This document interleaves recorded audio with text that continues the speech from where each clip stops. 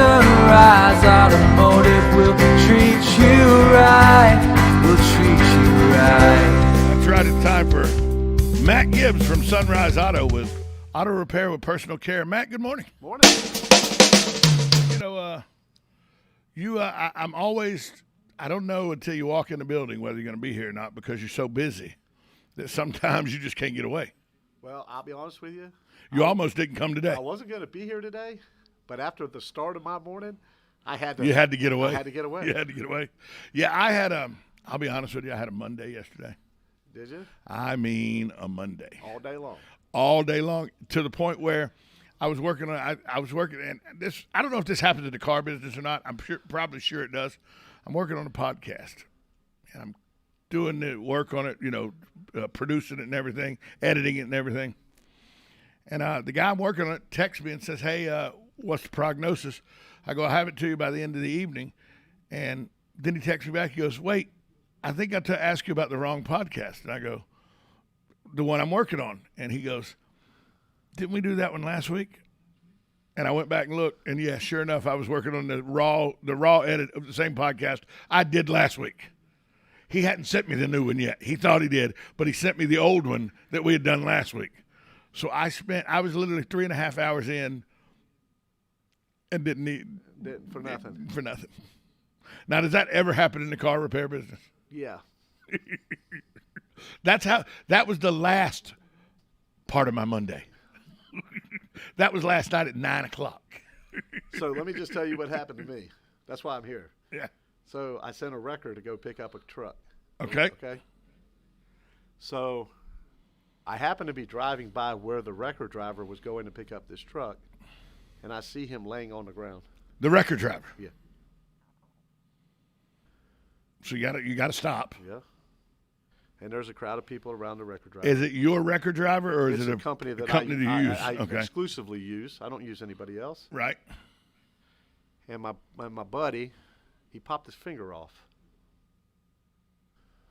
He popped his finger off. It got jammed while he was pulling the truck up on the ramp, and popped his finger off. So I just, That's not something that when you were saying he was on it, I thought maybe heat exhaustion or something. I didn't think he would lose a digit. Yeah, he lost a digit. My dad lost a digit getting it stuck in a hole in a valve, and he forced his finger out and left the top of his finger in the hole with the valve. Yeah. That just goes to show, our job sometimes. You never know. It'll hurt you. Well, It'll hurt you if you don't pay attention. It seems like it hurt this young man. It did, and my heart goes out to him. So, but that was the final straw from your day. I just said, you know what, this is too early for people's fingers getting popped off, and I ended up having to take the wrecker and moving the truck and doing all that while I was there. Yeah. Just to help my buddy out that owns the record company. Well, lucky for you, you know how to run a wrecker and everything. Yeah. You've had your day. I had my day. Yeah, you had your day. I owned one for about a week. I have a cousin that's what he does exclusively. Buddy Nola, he used to be the guy that would go around parking lots and tow people. He had that for a while when he was younger. And then it's one of those things where you graduate to more mature wrecker services. Right, yeah. Then he did the whole repo thing where he got guns stuck in his face and everything. Yeah, done that too. It was better money. Yeah. Then he had the one where he would just go and he had a couple. He had contracts with highway patrol and local police and all where he lives, and so he would go to wrecks and stuff like that. Now all he hauls for exclusively is 3 auctions and a car lot. That's all he does. That's it. He says it's about middle of the road money from what he was from the other stuff he done, but it's the safest and easiest he's ever done, and he's actually got more time at home and he's making more money because he's pulling for these car lots. There's not near the problems that arise when you're taking a car that needs to be towed in or you're repossessing a car or something. So he's in his 50s now, and he says, I don't know why I wasn't a car hauler the whole time. Yeah, it just kind of made me think a little bit today about, back in May 3rd, a few years ago, when, remember, we had that tragic accident up on I-75, and my buddy John Duggan lost his life on the side of the road, And I don't think Johnny's over that yet. No, I don't think. I don't think you ever get over it. you compartmentalize Yeah. it. But the highway patrol officer lost her life Yeah. that day. One of the parents to one of one the of the parents, girls right. lost his life that day. And I just talked to John the day before, Yeah. and then that was a hard-working man. He'd get after it, brother. Yeah, and the only reason he went out there was because he knew that the girl that was in the accident Right. was like a personal friend of the family Right, kind exactly. of deal. Yeah. And he went out there to help her personally. Right, and he got killed. The state patrol officer, one of the parents got Yep, killed. yep. On a rainy day. When it's your time to punch that ticket, brother. It's crazy. But that was, what was that, 5 years ago now? It was on May 3rd. I'm not exactly remember the year. Every May 3rd, I always remember. I know it was May Johnny. 3rd. You know. And that reminds me, I got to get over to see Johnny. I hadn't seen Johnny in about 6-7 months. I need to get over there and see him. He's big time now though. Yeah. He ain't got time for me or you. Let me tell you. One of them boats. I don't even want to get near one in case I scratch it. I mean, because they are what's the words I'm looking? High dollar. High dollar. High dollar. So, but with summer in full effect, you're seeing summertime blues from people, though, I bet. Man, I'm seeing all kinds of blues from people. I think they're getting ready for winter blues, man. I mean, it's just crazy blues. Somebody asked me to ask you this question, and I go, I don't know if Matt would know the answer. I bet he's going to tell you it's just supply and demand or cost. But somebody goes, why is it that 3 years ago a battery cost $100 and now it's $169? I'll tell you exactly why. Because of the metal, lead. I mean, because they still use lead in batteries. Right. Right. So that you can't get ammo, you can't get batteries are just. And I'm glad someone asked that question. I'll tell you, you want to know why? Because I don't want people to think that I'm like gouging people. Man, why are you charging? Yeah, but you go in anywhere. You go into any of the auto parts stores and everywhere. They're $169. Yeah. It's crazy. You go to any of the websites. You go to any of the websites. $169.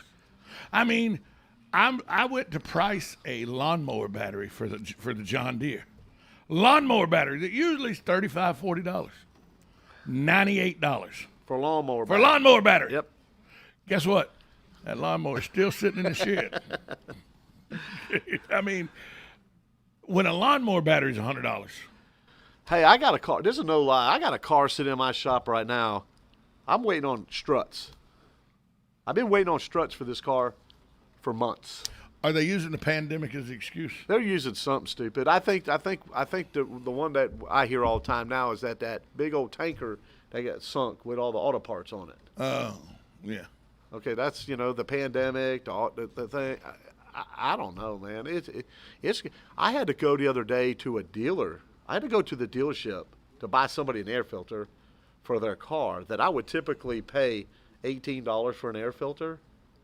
It cost me like $46 for an air filter for this customer's car. But you sold it to the customer for $25. No. No, I didn't. If this air filter was at least a little bit clean, I'd have blown it out and put it right back in there. Right. But this thing was just disgusting. Good morning. You're on with Matt Gibbs from Sunrise Auto. Good morning, Matt. I'm Sonny calling in. Hey, Sonny. You hit one of the topics that I wanted to talk about, and that is yesterday or Sunday rather, the automotive program, Tim Allen, and they were saying something that the auto dealers, the car lots are vacant. They're having a hard time getting cars. Now, I don't know, where he's broadcasting from or whatever, but I'm just wondering what's going on. Is the same thing going on here? Yeah, absolutely. The new cars are well. If you look, I don't know if they show a picture of it. I saw a picture of it online, but Kansas City Motor Speedway is slap full. The parking lot infield slap full from brim to brim, corner to corner, with 4 trucks waiting on these chips. So there's materials the trucks, these vehicles they're ready to go. They don't have the computer chips to let them go, so they're waiting. And guess where all these chips are coming from? China. China. Where else? Probably from Wuhan, China. So, China. So now Honda, I think Honda, you see more new Hondas in the dealership than I think of the other car lot, because I think they're probably just getting these pieces of electronics from somewhere else, because Honda is pretty readily available. But I was talking to one of the guys over at the Kia store, and they were talking about such and such a date is a stop on all the Kia Soul. Now the Kia Soul is their top-selling vehicle of all time, and they're like, we're not going to have it anymore after such and such a date. We're just not going to have it. So my question, what I'm looking for, is what's going to happen in 22 when we haven't sold no 21s. Or are they going to skip a year? Well, they're not even advertising 2022 is coming out yet. And usually, late July, early August, you start hearing about. Wait till September when the 22s right? come out. That's exactly right. So, Yeah. What I'd like to know is they mentioned hang on to what you got if there's nothing wrong with it. And I'm thinking of my Mercury. The only thing wrong with that car is it's hard to get in and out of. So. Sonny, I guess I'll be hanging on to it for a while. Sonny, I'll give you $100 for that Mercury right now. You'd be shy about $800 bills worth. Okay, I'll give you $1,000 for it next week. No, I'm hanging on to it because of the radio program and the prices and the situation is with the parts and stuff like that. So. Thanks for the call, Sonny. I don't know. Thanks for the call, buddy. Have a nice talking with you, Matt. Yes, Bye. sir. I was trying to get it for. He was like, "You got about $800 shy." Okay, I'll give you $1,000 for it. I'll give him 11. Yeah, exactly. Come on, you want to We're go? going to bid more. Come right on, now. I give him 11. Do I hear 12? 12. I'll give you 12. 13. Come on, let's 17. go. 18. Come on, Sonny. Come on, we're up to $1,800, brother. Sonny said he's going to hang on to it. Yeah, but I'll give you $1,800. I bet you would. It's like brand new. It is brand new. I got a nice old lady in the church, Sonny. No, seriously. Yeah. I had a lady come in yesterday. She loves station wagons and she needs a new one. Well, there you go. I got to thinking the other day. I thought about the Pathfinder I had and everything, and that brand new off the showroom floor, 1996, $9,999, and it was an expensive buy. Yep. Fast forward, 35 years. First off, let that sink in. Is it 25 years or 35? 06, 16, it's 25 years. Fast forward 25 years. That Pathfinder now, new on the showroom floor, loaded up. $60,000. Yes, sir. And let me tell you something. I drove that Pathfinder 271,000 miles. Yes, sir. All I put on it was a water pump and a air compressor. And then the regular maintenance, when you had to get brakes and you had to get bearings done and stuff, but regular maintenance. But the only major things I did was a water pump and an air compressor. Sold that to a guy for $1,500. He had a 96. He used the 96 he had to use as a parts thing anytime the 96 he bought from me. I saw him the other day at Formaggio's. You go to Formaggio's? Oh, it's the best place to eat in town. I saw him at Formaggio's. Things now got $391,000 on it. I sold it to him. When I bought the Cadillac, I sold that to him. It's got $391,000 on it. He's put 120,000 miles on it in 5 years. I said, "You replaced anything?" He goes, yeah, water pump went out. I go, "Well, I replaced that at 95,000 miles. He goes, "Yeah, Nissan ain't real good at water pumps." Because he works for Pearson Nissan, so he's a mechanic at Pearson Nissan, so he can do all the work on this thing. And he swears that 1996 Pathfinder, that motor in there is probably the best motor Nissan's ever made.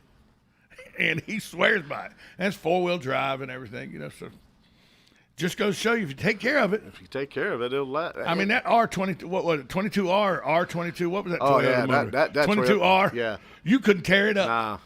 I literally have seen people put it in park while it was moving about 10, 12 miles an hour. Didn't even tear the transmission up. That was a good motor right there. You know, Toyota made a good motor. Somebody said, and I don't know if this be true or not, you can tell me. Somebody says the reason Mazda stopped at the R7, that rotary motor, R was rotary 7, the reason Mazda stopped is, first off, the thing was the size of a bread box. I mean, you could literally take that rotary motor the size of a bread box. But the reason Mazda quit making it was because it didn't tear up. And so people were keeping Mazdas, and they weren't having to come get new Mazdas. The rotary motor was a pretty good motor. Yeah, wasn't it? I know guys that that's what they do. At the racetrack, that's what they got. They racing things. I got friends of mine that go to Sebring, and they'll put those rotary motors in their cars. They race at Sebring all the time. Yep. Because it doesn't tear up. Yep. What was it about that rotary? What is it? Just because it had so little moving parts? It had 9 moving parts. Less moving parts, less damage. Less junk you got moving, the less junk is going. People ask Arnold Palmer why he didn't take a full swing with the club behind his head. He goes, farther you take the club back, more mistakes you can make bringing it back through. Yeah, that's it. But I could see Mazda not building that anymore because it was such a good motor, it wouldn't tear up. Hey, I'll tell you a little funny story. When I was working at the dealership days, this is back in the dealer days, one of the used car guys sold his car, and he come rushing back to the service department. Matt, come here. Matt, you gotta help me. I said, what's wrong? He goes, I just sold this car. And I said, oh, okay. He goes, yeah, but look at this sticker. And I said, what sticker? He said, the sticker under the hood. I'm not gonna say what kind of car it was, but it said on the sticker, it was a bright yellow sticker. Right. And it said, and I quote, this vehicle was built to obtain 5 years or 50,000 miles, whichever occurred first. Was it a Yugo? No, it wasn't a Yugo, but it had 48,000 miles on the car. It was fixing to destroy. He wanted get that sticker up. Get that sticker up. So back when I used to go to the GM training center up in Jacksonville. So back in the 80s when the federal government started mandating that we were going to have certain cars get certain miles per gallon. Well, we were all going to have better miles per gallon. Right. And that's why, and Chevrolet made the Corvette, and to offset the terrible gas mileage of the Corvette, they made the Chevette. Yeah, because I had a Chevette. Yeah. And whenever we went to the GM training center, the object of the game was to let this vehicle run for 5 years, 50,000 miles. That was all they cared about. Yeah, because most people would buy a new car. They wanted you to buy a new car. Back then, the cars did what these do now. Yeah. You no longer have to buy a 2-year contract with these phones. You don't sign 2 year. You can go month to month, but you lease these phones. Right. And it's 18 months lease. And then at 18 months, you can turn it back in if you want to, or you can keep it because then you've paid enough, you own the phone. Only problem is they start screwing around and mess it up at about 17 months. Yeah, the battery starts going to where it won't take it to keep it charged. About 16, 17 months, it starts failing. Yep. By design. Yeah. Absolutely. I mean, I remember when the Yugo came out. It was the greatest car ever. We called it the disposable car. Yeah, it was. It was an absolute. It would cost more to put an engine in it than what you want to buy it. You bought it for $29.95. Yep, that's right. When every other car was a $10,000, $11,000, you could buy this car for $29.95. With it, and it comes with a steering wheel. Yeah. Yeah. You drive it for about 15,000, 20,000 miles if you could get it that far, and the engine will blow up. Yep. And it costs $4,000 to put a new engine in it. So you just go buy another one, $29.95. Buy another car. Throw it in the trash. I know a guy that bought seven Yugos in a 4-year period.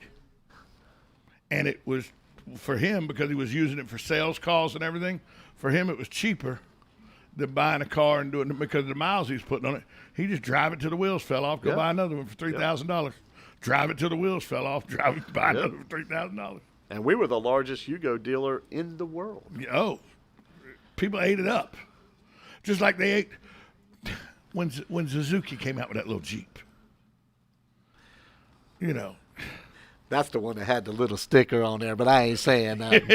It's a Suzuki. Exactly. The Suzuki Jeep. Yeah. Samurai. Suzuki Samurai. I saw one of those the other day in the forest. Somebody had it jacked up about 4 feet off the ground. Yeah, I know where there's one.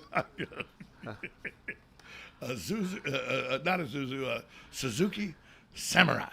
Summer. You know, people don't realize I had a 1976 Honda Civic. Okay. It had a 1,500cc motor in it. Yep. People don't realize it came when that Civic in '76. It didn't come with a car motor. It came with a motorcycle motor underneath the hood. Yeah. It come with a 1,500cc motor. When was the last time you known any car to tell you the motor is 1,500 cc's? Well, actually, to be honest with you, right now today, a lot of these 4-cylinders right now are 14. See, 1.4 liter is 1,400 cc's. Right. So there's a lot of them are. But they have turbo now on them and stuff. Yeah. This was just a motorcycle engine. Yeah. It was only 3 valves. You know, you remember back in the day, Honda never advertised on television for years. For years. They never advertised. I remember that little Civic would fly. Yeah, they were nice. It's a little bitty hatchback. I bet that whole body and everything didn't weigh but 800 pounds. That thing would fly. 3-speed, you get in third gear, wind out. And driving in Atlanta traffic, dodging in and out of traffic, fun time. And the wheel was a little bigger than a camper wheel. The tires that went on that thing were little bitty. Weren't they like 12-inch tires or something? They were 13s. Yeah, little bitty things. And you could go though. And hey, Honda, for a long time, Toyota and Honda were thought of as junk, and now they're thought of as industry leaders. For a long time, Kia and Hyundais were thought of as junk. They were the disposable cars. And now they're very. Look, I've told this story to you before. I was working for Kia, a Kia store up in Gainesville. Delivered a brand new Optima, 2000 Optima. Delivered it, brought it out to the lady. The Optima was going for $20,000. I put it in park. When I put it in park, the whole steering column hit the floorboard. I went to service. I said, dude, I'm supposed to be delivering this car, and the steering wheel's on the floorboard. I had to take it to the lady the next day because they had to go back and put the steering column and all back together. Oh, my God. Because it fell and landed on the floorboard. They don't do that now. Now they got Genesis is a Hyundai. Well, yeah, it was. It was. It was. Now Genesis. They're their own car company. But it was a Hyundai subsidy. Yeah, it was always a Hyundai Genesis. It was their expensive. Yeah. It was their answer to Nissan's Maxima and stuff like that. And the Toyota Avalon and stuff like that. Yeah, absolutely. And it's a nice car. It's a nice car. It's really, I mean, you're going to pay $60,000 for it. It better be nice. It's a nice car. Although, people are now paying $85,000 and $90,000 for trucks, which I find just ridiculous. Dude, nah, it's getting crazier than that now. You can get a fully loaded. There's a truck online. I read the article online. It's a version of the Ford F-150 that I forget the name of it, the line of it. But anyway, fully dressed out, $105,000. Yep. $105,000 for a pickup truck. For a pickup truck. But I will say this: you go to Uncle Roy's, buy you 2 houses for what you drive by a pickup truck. We got notification yesterday that a lot of the dealers are putting halts on buying right now. The market is shifting, so if you're thinking about buying another used car, you might want to wait just a little bit longer. Yes, the market is changing. Matt, tell them where they can find you. Come by and see me at 1800 Northwest 10th Street, or you can give me a call at 352-690-1993. Matt Gibbs, Sunrise Auto. Thanks, Matt. Talk to you next week. American Moms coming up next. Broadcasting